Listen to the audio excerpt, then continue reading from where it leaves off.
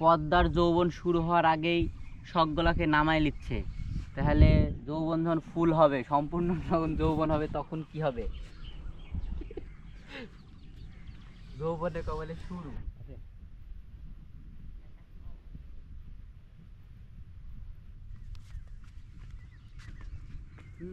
কি অবস্থা বাইরে দাঁড়ালে পড়ে যাবো নাকি? আমার তো কিরম জায়গায় আছে গো।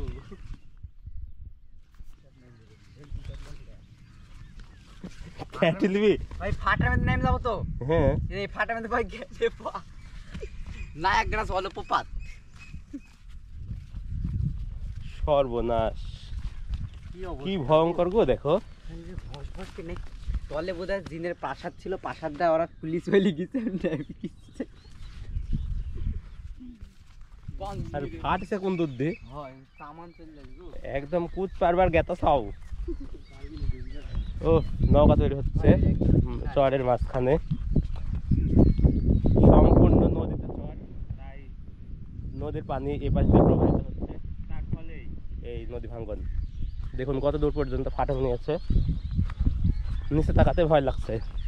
তাও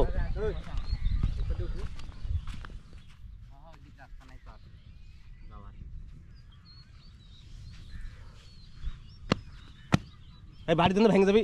আরে আমরা বাড়িতে কে উঠে যাবো? কে ও বাড়ি যাবি ফোনে মেহরাব? ওই যে যে পথে নামে যে মাহবুবের কাছ থেকে মাছের ইয়া করলো, ভাঙার দেখে আসছি যখন ঘুরবো। কে নিচে ঘাস, কিন্তু এখানে খুব ভাই যাও না, যাও না, খুবই ভয়ঙ্কর অবস্থা।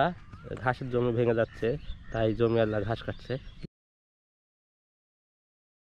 গরুগুলো খেতে পাবে না, গোটা ঘাস ভেঙে ভেঙে পড়ছে তো। একটু কথা বলে আসি।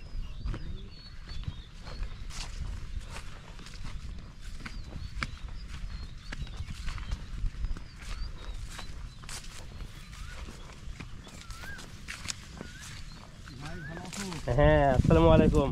কি অবস্থা হয়ে গেছে?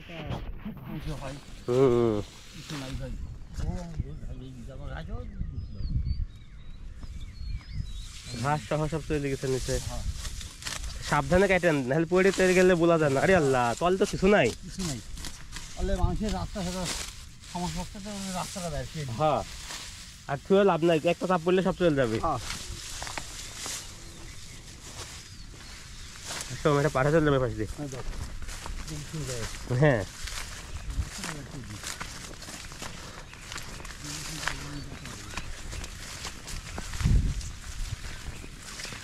উজ্জ্বল, এটা তো পা দেওয়া যাবে না। দেখো